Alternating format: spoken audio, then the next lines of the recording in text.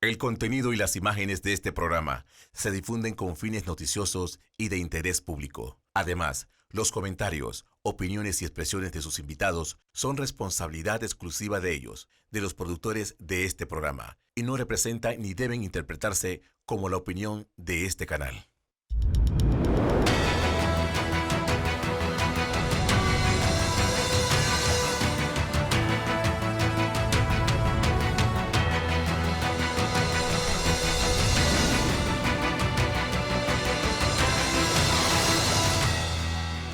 Muy buenos días, Panamá. Hoy es domingo 7 de julio y usted está en Entre Líneas, aquí en Next Noticias. Me acompaña el ingeniero José Blandón Castillo y vamos a tocar todo lo que ha sido la semana, esta primera semana de ejercicio del presidente Laurentino Cortizo. Sus reformas al agro, sus reformas a las entidades, los organismos de seguridad, su posible viaje a Nueva York para una reunión que tiene que ver con financiamiento para nuestro país. Vamos a hablar también qué ha ocurrido en la Asamblea y esa irrupción de los independientes. Se cae el caso de Ricardo Martinelli, o se le ha perdido la atención, o no le están prestando la atención desde que Juan Carlos Varela ya no es presidente. Don José, bueno, antes que nada, felicitar a don José Blandón Figueroa, hoy ajustando un año más de vida. Ah, sí. Bueno, felicidades a mi hijo José Blandón Figueroa, que cumple año hoy. Así es. Bien. Y también felicidades a nuestra compañera, no la ven aquí, pero... A Sarey Pineda, pues ahora es la directora de comunicación de la Asamblea Nacional de Diputados. No sé si le digo buen salto, Sarey, o qué. Bueno, mejor no. Nosotros la queremos tanto y esperemos que le va a ir bien. Exacto. La gente que tiene talentos siempre le va bien. Venga, Fernando, algunas cosas importantes. Fíjense que esta semana ha sido dominada totalmente por Laurentino Cortizo. Para aquellos que les gusta llevar estadística, el mandato de Laurentino Cortizo, que arrancó el 1 de julio y termina el 30 de junio del año 2024, tiene 1.825 días, 260 semanas. Bueno, le quedan 259 Exacto. y le quedan 1.818 días. Okay. El tiempo, aquellos que dicen que quieren matar el tiempo es el que lo mata a usted. No termina matando. Les recomiendo un ejercicio a la nueva administración. Coja los próximos 12 meses. Ponga tiempo útil para que usted verá. Suponga que el presidente viaje en su mandato 50 veces al año. Sí, pero 50 veces en su mandato. Multiplique eso por un promedio de 5 días. Le da que 250 días. 250 días. Divídelo entre 7, tiene que quitarle 22 semanas que no está en Panamá. Ahora réstele los días feriados. Y se da cuenta que el neto no es tanto. No es tanto. Así que no hay tiempo que perder. Y creo que esta semana indicó la velocidad con que ellos han tomado esta decisión. Yo creo que decisiones concisas, claras, respetando promesas de campaña en el agro, respetando pues reformas que se estaban, bueno, que desde un principio habían dicho, una nueva ley de contrataciones públicas, una ley de reforma y de creación de estas alianzas público-privadas. También lo que va a pasar dentro de la policía, donde pues el jueves volvió un miembro de la policía a intentar suicidarse. Y eso parece ir allá a una epidemia, don José. Bueno, quizás, Fernando, arrancamos por el discurso del presidente Cortizo a la toma de posesión. Un discurso de 26 minutos, cerca de 1.800 palabras, llena de emotividad, con frases que quedaron plasmadas en la opinión pública. Lo importante, decían, no es cómo llego, sino cómo salgo. ¿Cómo salgo? Recordando aquella frase de Carlos Andrés Pérez, espero que me saquen en hombros. Y creo que el discurso cumplió la función de tener emotividad, tener una propuesta, 14 puntos centrales del discurso que arrancó con lo que dijo el miércoles, nos estamos reuniendo en Divisa. De lunes a martes la agenda quedó en control del Ejecutivo. Relativamente fácil al principio, el problema es hacerlo constante a lo largo de estos 1.825 días, que ya le queda menos. Pero creo que fue una semana intensa para ellos. La designación en la tarde, la firma de los ministros estuvo bien. creo que el discurso... Es un hombre que está dando mucho a los... ¿sabes? Al complemento, eso del taburete en el día de la firma de los ministros, eso de llevar niños a la presidencia al día siguiente. Yo creo que es un hombre que le da mucho por los gestos. Sí. Y los gestos van a marcar mucho su impronta. Tiende a ser más auténtico, tiene mayor Sí. capacidad de comunicación. No solamente la comunicación verbal, la comunicación Sí, kinésica. corporal es mucho más cristalina. Bien. Dicho eso, observe lo siguiente. Los 3 últimos presidentes han hecho su primer gabinete fuera del Palacio Sí. Presidencial. Ricardo Martinelli hizo su primer gabinete en Las Garzas, Las garzas de Pacora. de Pacora. Juan Carlos Varela lo hizo en Colón. En Colón. En Colón. Y Nito Cortizo lo hizo en Divisa, que tiene gran recordación para mí. Yo me gradué en esa escuela, En el INA. en el Instituto Nacional de Agricultura, la conozco perfectamente bien y siento un profundo cariño por esa escuela. Creo que el miércoles estuvo dominado por ese consejo de gabinete, en donde cosas interesantes pasaron. El presidente fue recibido por una saloma de un estudiante de ese colegio. Creo que en ese ambiente el presidente Cortizo se siente cómodo. Es un hombre del campo, conoce, tiene finca, tiene un profundo cariño por el sector agropecuario. Él dijo, regreso a mi casa. Sí, sin duda alguna, porque todos los que han trabajado en el sector agropecuario saben en la importancia estratégica de Divisa. Solo que pudo percatarse inmediatamente del abandono en que está. Desde el punto de vista tecnológico. Ahora le cuento sobre lo que hicieron. Bien, en ese consejo de gabinete que tuvo su mayor peso en las decisiones que se tomaron con respecto al sector agropecuario, se anunciaron varias cosas fundamentales. Una de ellas, sin duda alguna, fue el planteamiento de que en 120 días, Fernando, Si la OPSA se modifica, se nombró una comisión para que se presente una ley que modifique la OPSA, que es una de las promesas de una campaña. promesa de campaña. ¿Y por qué los 120 días? Bueno, eso no se hace de un plumazo, no, eso hay que estudiarlo, hay que ver las connotaciones que tenga eso con respecto a los tratados, pero ya hay una decisión política. Además, ya está maduro que vuelvan las funciones de salud pública y la de veterinaria al MIDA. Bueno, esa es una decisión que va a tomar 120 días y es probable que la tengamos perfeccionada al inicio del próximo año. Sí. Eso creo que, es más, estaba en el primer punto del orden del día y cuando se anunció eso, los agricultores ahí presentes, eso que ustedes ven allí, aplaudieron. Aplaudieron. Eso es una cosa importante.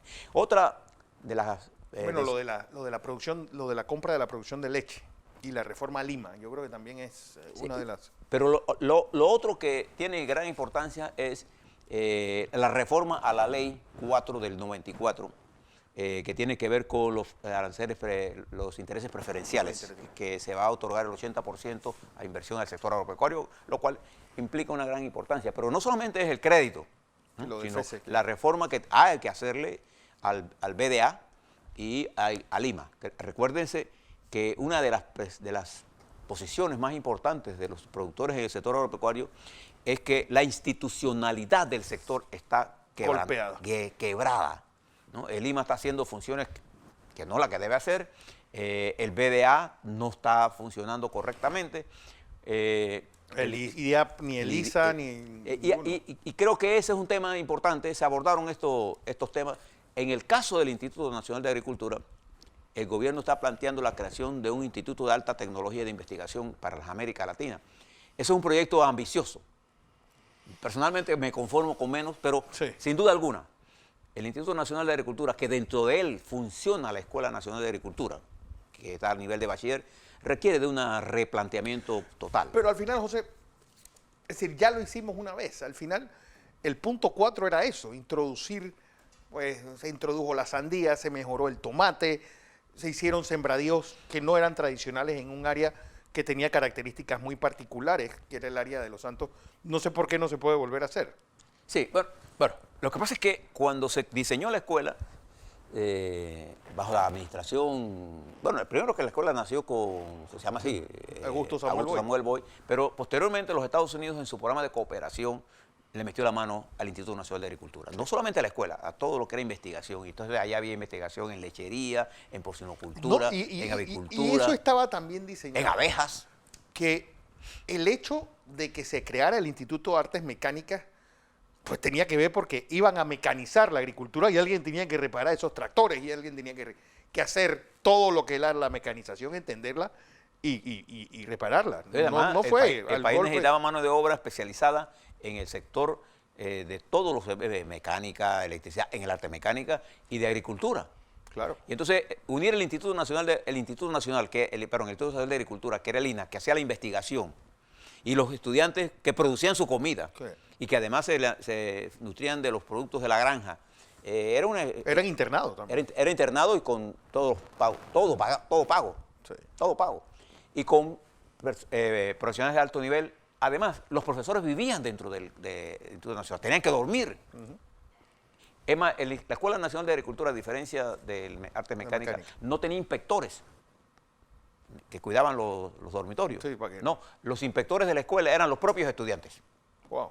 Para que usted vea, y creo que el presidente Cortizo siente un especial cariño, igual que lo sentimos todos nosotros, por el Instituto Nacional de Agricultura, y esa fue una decisión importante. Veo allí también que se va a hacer una reforma en Lima, del hecho de autorizar la compra de productos agropecuarios tiene que ser a través del Además de Instituto que Mercadeo. va ese del vaso de leche, toda la producción de leche, pues supongo, va dirigida a que el Ministerio de Educación sea el gran comprador a través de Lima para que los estudiantes panameños, los 400.000, 600.000 que están en la educación primaria, reciban un vaso de leche diario. Creo que estos puntos que se tocaron en divisa con respecto al sector agropecuario son un paso importante en la dirección correcta. Sin embargo, hay que recordarles a nuestra audiencia y al gobierno que en el sector agropecuario hay cosas muy prioritarias para los productores. Uno,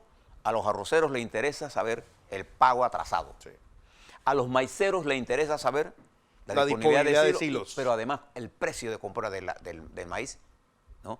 A los ganaderos les interesa saber el precio, porque los precios del ganado en pie están deprimidos. Totalmente. Entonces, creo que parte del problema es Pero lo tarde que llega el pago. esa depresión que tienen los precios del ganado en canal tiene que ver mucho también con lo que está pasando en México y Estados Unidos, porque México se convirtió en el gran exportador de carne hacia los Estados Unidos y al haber todos estos problemas en frontera, a Centroamérica, que era el distribuidor grande hacia México, ha quedado sin mercado. Y entonces están trayendo animales clandestinos a Panamá. De Nicaragua. Y entonces, por eso que la exportación no necesariamente va a resolver el problema del productor.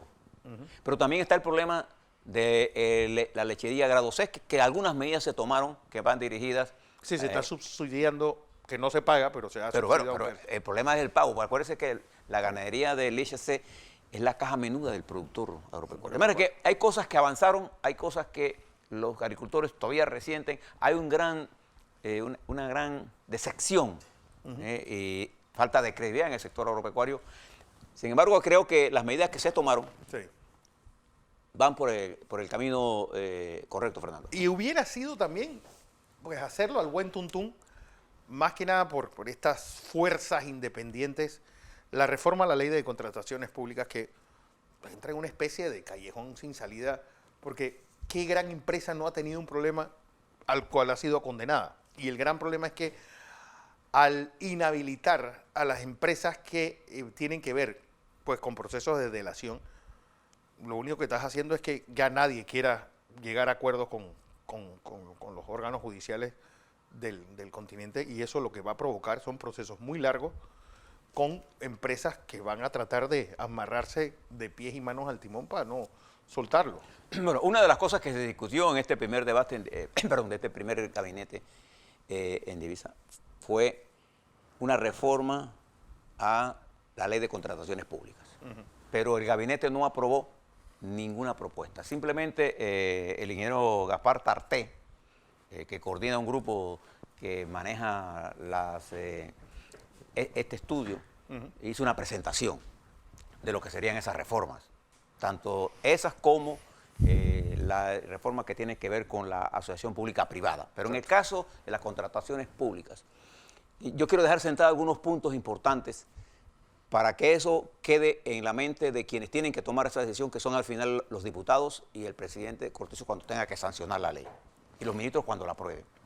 En el proyecto que originalmente se estaba debatiendo, estaba claramente establecido que hay aquellas empresas que hubiesen llegado a colaboración efectiva con el Ministerio Público y se hubieran homologado con el órgano judicial, no podrían contratar. Bueno, lo cual eliminaría a todas las empresas que tuvieron el escándalo Blue Apple. No, pero es que eso es ilegal. La propuesta del presidente Cortizo que le presentó al país tenía 4 ejes fundamentales. Uno de los ejes es la institucionalidad. Y creo que el ministro y vicepresidente Gabriel Carrizo lo explicó en una conferencia de prensa. El eje de la institucionalidad le impide al gobierno hacer una propuesta que esté contraria a la ley. ¿Por qué le digo esto? Porque tomar una medida para sancionar a una empresa de construcción que fuera de Panamá, o sea, en el extranjero, o en Panamá haya sido objeto de una investigación y haya hecho una colaboración efectiva, y a través de un órgano judicial haya recibido una sentencia, porque eso es lo que es un acuerdo de cooperación eficaz, es una sentencia emitida por un juez, eso tiene ya una validez jurídica. Y además está amparado en diferentes convenciones, y particularmente, Fernando, está amparado en lo que se conoce en la teoría del derecho como el bloque constitucional. La República de Panamá, estimados televidentes, es signataria de 2 convenciones importantes. La Convención de Mérida y la Convención que se hizo en Palermo. La primera es la convención que tiene que ver con la corrupción y la segunda tiene que ver con el crimen organizado. En ambas convenciones se establece la figura de la colaboración efectiva como un arma importante, ¿no es así?, para la lucha contra la corrupción. Y en ella se establece que lo importante es llegar a que las empresas lleguen a procesos de colaboración, se les permita seguir trabajando, pero se le pone un régimen especial de administración. Nosotros somos signatarios de esa ley. Entonces, quiero decirle que cualquier cosa que tienda a meter esto en la ley es ilegal, incluso desde el punto de vista del bloque constitucional, de la Constitución y de la ley de la República de Panamá. Entonces yo creo que el gobierno tiene que mirar esto con atención. ¿Por qué? Porque la ley de contrataciones públicas debe ir de la mano de la ley de promoción de inversiones en Panamá, que tiene que ver con las asociaciones públicas privadas. Nosotros no podemos decir, por ejemplo, si esta ley se aprobara con esto que dicen los puritanos de Panamá, no le podríamos comprar medicina a nadie. A nadie. No podíamos sacar licitaciones de nada. No podíamos, las empresas de construcción, yo le puedo traer todas las empresas de construcción del mundo que han sido sancionadas. Todas. Y han llegado a acuerdos. ¿Qué vamos a hacer? No vamos a hacer nada. Vamos a dejar que aquí nada más que construyan los criollos. Eso es imposible. Eso no es posible. Entonces yo creo que ahí creo que la intervención del ministro de Obras Públicas el día jueves, que usted lo entrevistó aquí, que nosotros estuvimos conversando con él, nos dio claro de que por ahí no va el camino. Aunque alguna gente empuja ese camino es incorrecto. Bueno, ahí también dijo él, heredan más de 2.000 millones de dólares, 2.000 millones de dólares en proyectos en desarrollo. Y por eso, pues, es la importancia que rápidamente se busquen esas alianzas público-privadas. Y lo dejaron claro, no vamos a usar ni siquiera para servicios que tengan que ver con salud o educación. Sí. Otro tema que se tocó en el Consejo de Gabinete es la ley que crearía la asociación pública-privada, que le daría forma jurídica a la asociación pública-privada que ya existe en el país. Sí. Hombre, yo les recuerdo a ustedes que nosotros, en la época de la administración del general Torrijos, desarrollamos el proyecto del oleoducto transísmico con el senador Stevens de Alaska, y ese fue una asociación pública-privada de alto nivel de rendimiento. Nosotros tenemos las asociaciones públicas-privadas, pero no están legisladas. Entonces lo que se interesa no es la privatización del servicio. Yo quiero explicar rápidamente. Las asociaciones públicas-privadas, ¿qué significan esto? Supóngase, por ejemplo, que usted quiera construir una línea de transmisión. Por ejemplo. En cualquier área del país. Usted lo que hace es simplemente que contrata lo que se conoce en inglés como BOT, Build, Operate and Transfer. Fíjese cómo es en inglés. Construir, operar y transferir. Una empresa la construye con sus propios recursos, no hay recursos del Estado, la opera por un periodo en la que recupera su inversión y la transfiere a ETESA libre de Pero costo. casi todas yo creo que todas las grandes represas, porque al final el Estado es el dueño del recurso principal que es el agua. Al final eso es una alianza público-privada. El colegio con León Febres Cordero, que opera en el área de Tocumen, una alianza público-privada entre los hermanos del Colegio de La Salle Pero y el Ministerio de Educación. En las áreas productivas que le preocupan a los trabajadores, y una preocupación que yo la tomo Legítima. como sana. Mira, el problema Sí, es que el porque gobierno... hemos tenido muy malas Sí. experiencias con todos los Sí, procesos privatizadores. Fíjese, por ejemplo, la privatización del IRRE, en el caso de la electricidad, se hizo, y de telefonía, se hizo bajo la administración de Pérez Valladares, pero no fue una privatización, fue una especie de transformar el monopolio del Estado en una empresa mixta. Eso es lo que es Panamá. Contrario a lo que hicieron otros, Que fue regalarla. venderlas y salir de precio todo de eso. saldo. En las asociaciones públicas privadas, que en Chile se usaron con mucha, en el gobierno socialista de Chile, para que sepan, se utilizaron con mucha efectividad. Lo que se intenta, dada la necesidad de crear una infraestructura productiva rápidamente para resolver el problema de la producción y el empleo para la aprobación del país, en Chile en particular y de Panamá ahora también, se tiene que traer estas asociaciones para poder traer más inversiones, generar empleo A poco costo. a cero costo inicial para el Estado y que se transfieran al Estado. Esto es lo que es básicamente esta asociación. Lo que intenta la ley, que lo hace el proyecto que yo leí con bastante éxito, es darle un carácter estructural a una cosa que ya está funcionando en este país. La gran pregunta está, vamos a información comercial. Cuando regresemos, ¿está la Asamblea lista con esa planadora PRD molinera para ir de la mano con el Ejecutivo o, contrario a lo que, lo que dice nuestra lógica, la Asamblea se convertirá en un peaje obligatorio de parte del Ejecutivo para poder llevar a cabo estos proyectos de modernización del país? Eso lo sabremos después del cambio.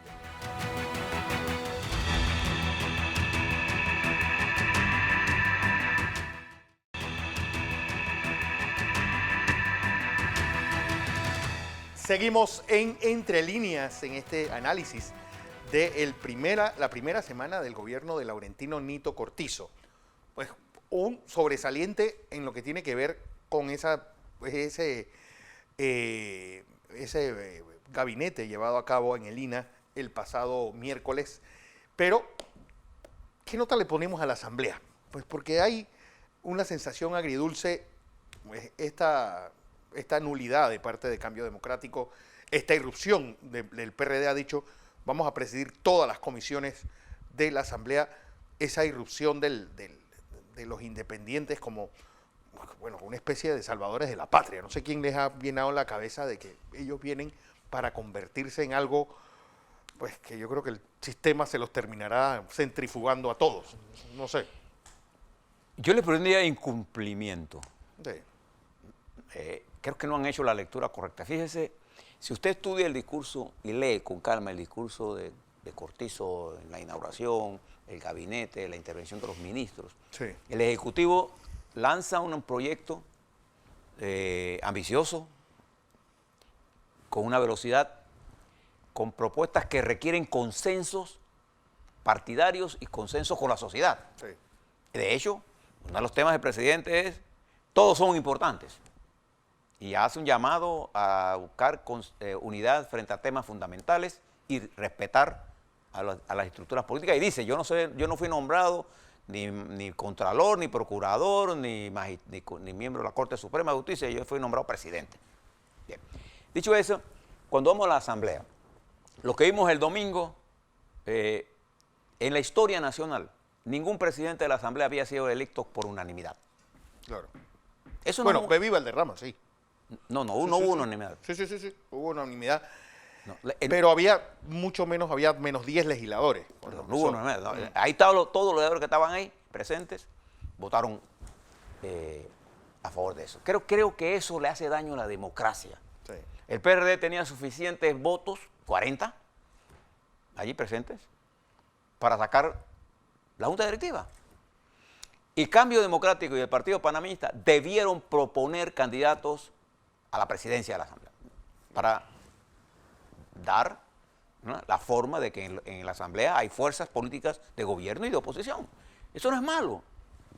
Igual que los muchachos de la Independiente debieron proponer candidato presidencial, pero solo lo pusieron para la vicepresidencia. Creo que se desvirtúa el planteamiento de los partidos de oposición cuando pasa esto. Sí. Y al final, fíjese que la Asamblea tuvo un poquito más de dinamismo cuando se escogieron las secretarías, que es la que expresan realmente la razón de esta unanimidad arriba. Sí. Entonces, creo que allí fue el primer timbrazo de que algo está, que la Asamblea va por un lado y el Ejecutivo va por otro. Dos, creo que en la designación, donde vamos a medir esto, en la designación de las presidencias de las comisiones, si la Asamblea no toma claro el pulso de la nación, de que lo que está pidiendo la gente es que haya una especie de entendimiento, de una lectura correcta, y no de desencuentro del órgano más político del Estado, Sí. con los que lo eligieron. Entonces, ese discurso de confrontación, de descalificación a los muchachos de Independiente, el primer día quienes se lucieron fueron los independientes. Sí. Entonces, eso no está mal. Todo el que deja un vacío de dirección, ese vacío de dirección va a ser llenado por otros. Entonces, usted preste la atención esta semana a cómo queden designadas las presidencias de las comisiones. Si es más de lo mismo, van por el camino equivocado. Pero lo que no me gusta, y creo que es la reflexión que debe hacer la Asamblea, es que el discurso que se está generando en la Asamblea de confrontación es el que nos puede llevar por un mal camino. ¿Y por qué? Porque uno de los problemas que nos metió el gobierno de Varela fue 5 años de confrontación permanente. Y de chantaje. Y de ataque, y de descalificaciones. Entonces, ¿eso qué hizo? Ha hecho de un país caracterizado, Fernando, por la discrepancia, por la crispación, por la división. Entonces, nosotros tenemos que empujar la nave del Estado por un camino de entendimiento para lograr hacer marchar la economía. Entonces, fíjese que ya usted ve algunos medios montados en esa campaña de querer llevar a esta confrontación a una calle arriba y calle abajo. Sí. Yo les hago un llamado, porque en el mundo que estamos desarrollando, alrededor nuestro, en nuestra región y en el mundo, hay tantos niveles de animadversiones y tal es el nivel de incertidumbre, que si nosotros aquí en Panamá cometemos el error de volver a caer en el error de los últimos 5 años, estamos muertos, fritos. Entonces, ¿qué es lo que necesitamos hacer? Necesitamos que la Asamblea reflexione y busque un norte político de entendimiento.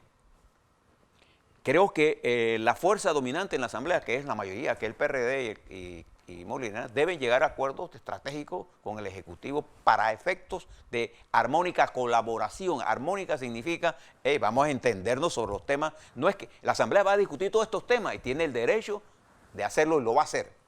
Pero fíjense los temas que tiene que discutir la Asamblea. La reforma constitucional.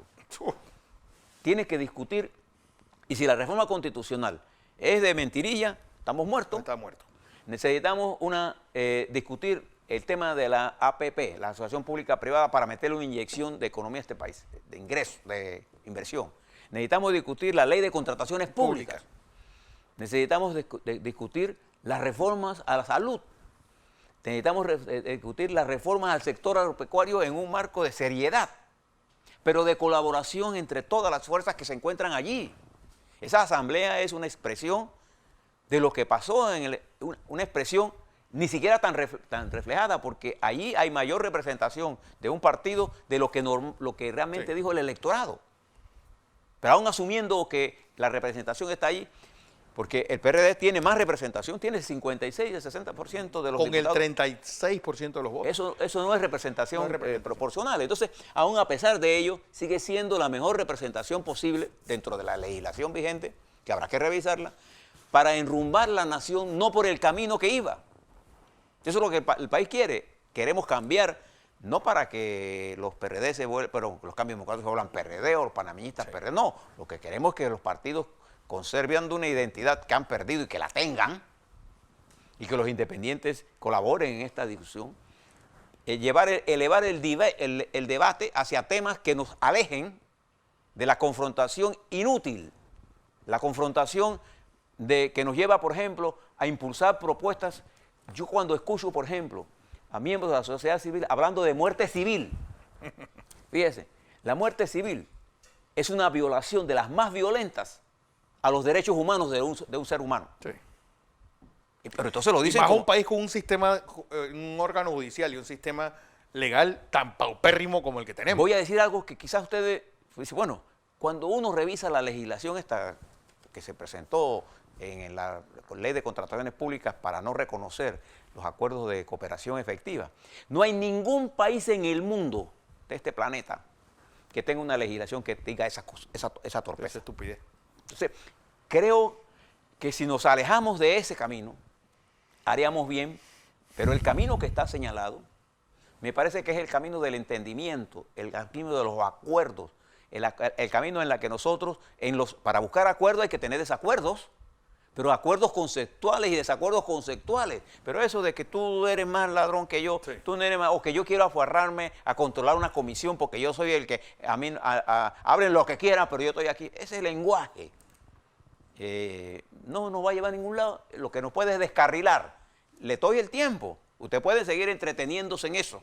El tiempo sigue pasando. Y mire que usted hace una vez, esta empresa le presenta a usted todos los días de Dios un pantallazo rápido, unas pinceladas de la velocidad de los cambios. 5 años en el mundo es un suspiro. Nada.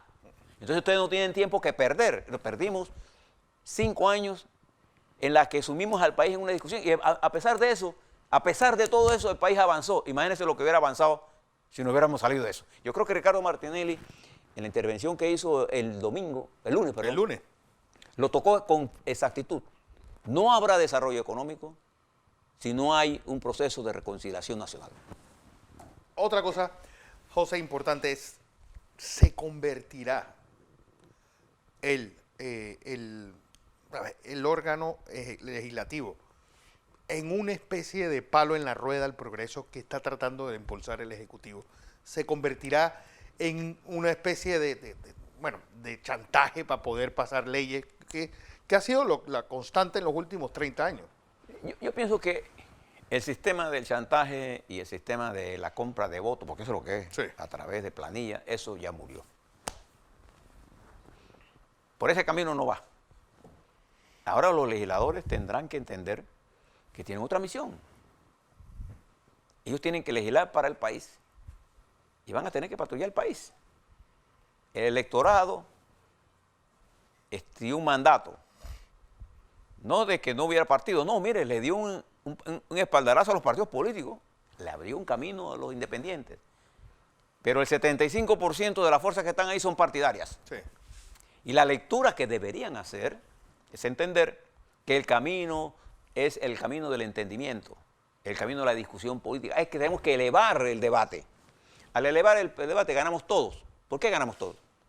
Porque ganamos en el respeto, en la autoestima, devolvemos la energía. Yo creo mucho en la energía creadora del país, del pueblo, entendiendo por el pueblo a los trabajadores, a los empresarios, a los intelectuales. Esa energía creadora tenemos que moverla.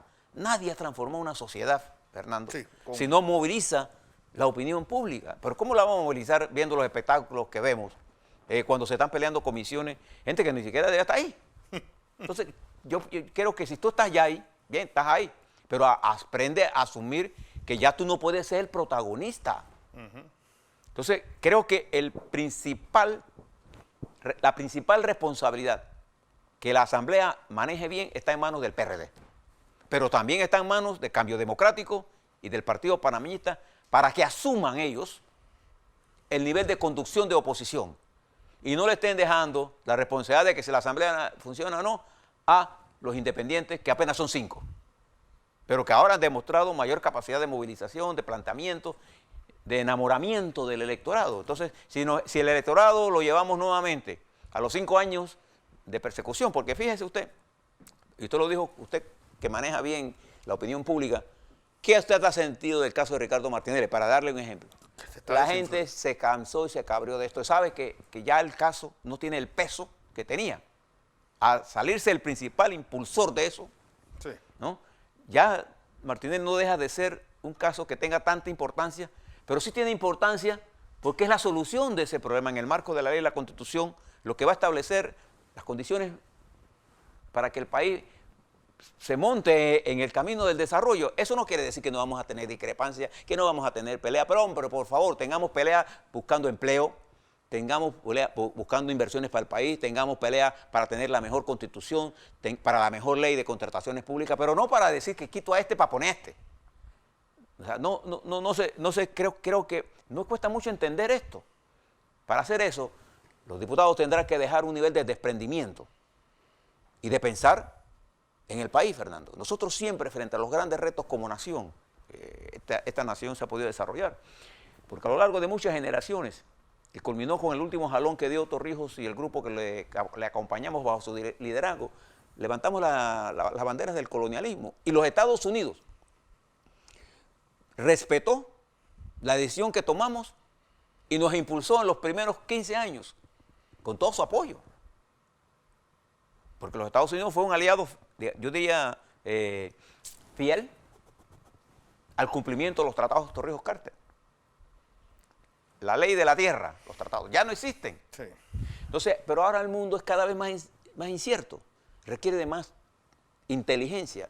Fíjese lo que pasó en la Unión Europea, el Parlamento con el fraccionamiento que tuvo, ¿qué tuvo que hacer? Hombre, tomaron una decisión sabia. El presidente del Parlamento es un socialdemócrata, centro-izquierda. La directora de la dirección. No, centro-izquierda italiano en el enredo que tiene Italia por sí. La directora, la que es la jefe de lo que es la comisión parlamentaria, que es la comisión casi política, pues, es la ministra de Seguridad, de Defensa de Alemania, una mujer conservadora. Y la directora, bueno, esto tiene que aprobar el Parlamento, obviamente, del Banco Central, es la directora del Fondo Monetario Internacional, otra mujer conservadora. O sea, balancearon el asunto. ¿Por qué? Porque nosotros tenemos que, las fuerzas de balance están en la Asamblea, pero se están comportando, Fernando, como niños malcriados. Sí. No han hecho una lectura, una reflexión clara de la confianza que el pueblo ha depositado en la dirección política partidaria y cuya responsabilidad máxima está en el PRD.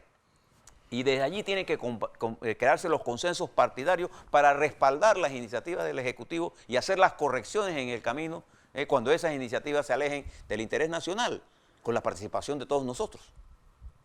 Ese es el camino que tenemos. Ese es el camino que tenemos. Voy a información comercial. Cuando regresemos, reforma a los estamentos de seguridad. Después de estos 5 años, que como decía Churchill, se los comió la langosta. Después del cambio.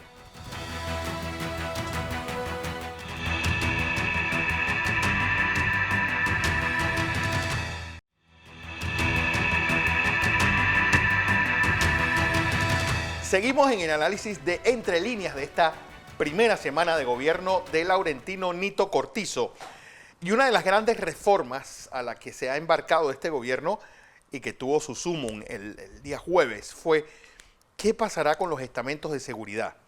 Bueno, había una especie de militarismo solapado, pues con comisionados y subcomisionados regados por medio gobierno, un poder sobredimensionado en ese adefesio llamado Consejo de Seguridad Nacional y una policía pues totalmente humillada en tu tropa, totalmente desorientada. Esta semana otro nuevo intento de suicidio, unas denuncias graves que hizo el teniente Cochés hace ya 10 días en Colón. ¿Qué hay que hacer allí con una tropa totalmente pues humillada? Porque que tú tengas 4 oficiales por cada 6 miembros del pie de fuerza es una cosa pues atrofiada. José. Voy a hacer un resumen tratando de atraer discusiones específicas. Observe, estimados televidentes, el desarrollo histórico de lo que han sido los estamentos de seguridad en el país a lo largo de 1900 hasta parte. En el principio, cuando nosotros nacimos como nación, las fuerzas de seguridad en Panamá estuvieron dirigidas por los Estados Unidos. Sí, era unos pito y tolete con la zona del canal diciéndole que tenían que... Y el árbitro de todas las controversias durante los primeros 25 años de la nación incluyendo la lucha inclinaria en el 28, fue decidida por las Fuerzas Armadas de los Estados Unidos. Entonces, la presencia militar de los Estados Unidos en Panamá. Bueno, es que yo creo que hay que decir, José, y déjame, porque aquí hay pues el embrión del gorila. Viene con Pino de la Guardia y llega a su cúspide con José Antonio Remón Cantera cuando inventan pasar de Policía Nacional a Guardia Nacional. Pero fíjate, de la Policía Nacional, con muchos oficiales sin carrera profesional, ningún tipo de nada, se comienzan a graduar nuestros muchachos de las academias de policía. Y entre ellos viene Omar Torrijos, viene Paredes. Eran academias militares. Sí, academias militares. No son policías. Pero viene, bueno, pero por eso, pero surge a la creación de la Guardia Nacional, se da en el marco de la confrontación de la Guerra Fría, en donde para los Estados Unidos el enemigo era el comunismo. Sí. Y la Guardia Nacional surge como una expresión de reorganizar profesionalmente una fuerza con la capacidad de contener el avance del comunismo. Y de convertirse fiel de la balanza dentro de la sociedad. Poder. No hay que... Y surge la Guardia Nacional con Vallarino, pero se matrimonia esa Guardia Nacional con los intereses más atrasados del país, la oligarquía terrateniente. Esa es la que es. Y es por eso que cuando Torrijos le manda la carta al senador Kennedy y le dice, he matrimoniado las Fuerzas Armadas en segundas nupcias con el pueblo, lo que le quiere decir, rompimos el matrimonio con la oligarquía, hemos hecho el matrimonio, pero seguía siendo, pero ya para esa época había más profesionales. Y la Guardia Nacional tiene una combinación entre ejército y policía, pero con mucho más profesionales. La dirección política de la Guardia Nacional, para allá para el 68, estaba integrada por un Estado Mayor, un comandante, un general, y 7 u 8 miembros que formaban el G1, G2, G3, G4, G5, G6, 7, 8, 9 miembros de Estado Mayor. Miembros de Estado Mayor, el resto... Tropa. No, mayores, capitanes, pero había un respeto a la institucionalidad. De hecho, un escalafón piramidal. Sí, como cuando debe se da ser. el golpe de Estado, el oficial de más rango de ese momento era Omar Torrijos con el rango de coronel y Boris Martínez con el rango de mayor. Por eso Omar Torrijos, a pesar de que el acto comienza con acciones de Boris Martínez, el que queda de líder por liderazgo de rango es Omar Torrijos. Y después Omar Torrijos, por rango y jerarquía, asumirá el control político y militar de la Guardia Nacional. La Guardia Nacional se va desarrollando con los tratados Torrijos-Carter que le dan otras asignaciones y Noriega lo transforma en las fuerzas de defensa. Siguiendo el ejemplo de Israel. Siguiendo el ejemplo de Israel y de los que le decía el general Harari, que era su principal asesor. Después de la invasión, esas fuerzas de defensa fueron destruidas, porque los Estados Unidos no vino aquí solo a llevarse a acabar, no, vino a destruir la fuerza de defensa para hacer algo nuevo. El resultado ha sido esto, que tenemos un país sin estructura militar, con poco respeto de la gente por la propia institución, y una institución que se llama la Policía Nacional, que se ha venido deformando a lo largo de estas últimas décadas, deformando, hasta tener esto que llamamos ahora mismo, que hay casi igual de rangos superiores que de tropa. Y que no hay un planeamiento del pie de fuerza, la fuerza se ha venido desprofesionalizando.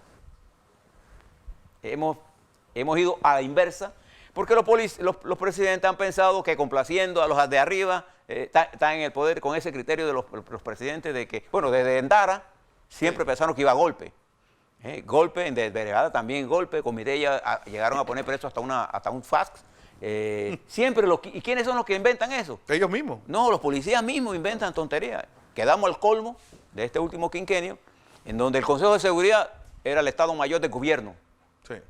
Sustituyó los partidos, sustituyó todo. No, el órgano judicial, todo. El Ministerio Público, era todo. Entonces, por eso que ahora se impone una reestructuración de la Policía Nacional y de los estamentos. Y fíjense que hemos crecido tanto que tenemos casi una especie de híbrido. Tenemos el Senafrón, que es casi un ejército pequeñito que Colombia se molesta y nos destruye. Tenemos la Naval. Sí, la Senan, que es otro. Tenemos una combinación y tenemos tantos jefes que nadie manda. Y hay la preparación física profesional ha bajado a tal nivel que entonces tenemos a la tropa Desmotivada total. desmotivada, pero además de eso la tenemos presionada por la mala planificación del uso de la fuerza. Estamos sobrecargando en horas de trabajo a los policías. Y además los castigos y los vejámenes a que son sometidos los mandos inferiores. Entonces creo que se impone la necesidad de profesionalizar la Policía Nacional. Pero además la Policía Nacional tiene, entre otras funciones, la DIJ, que es una función de investigación policíaca judicial. Entonces, toda esa distorsión, toda esa capacidad que tienen ellos, y un Consejo de Seguridad que prácticamente decide quiénes son los mandos. O sea, es toda esa parafernalia de mandos sobre la institución, han destruido la institución. Entonces tenemos que construirla.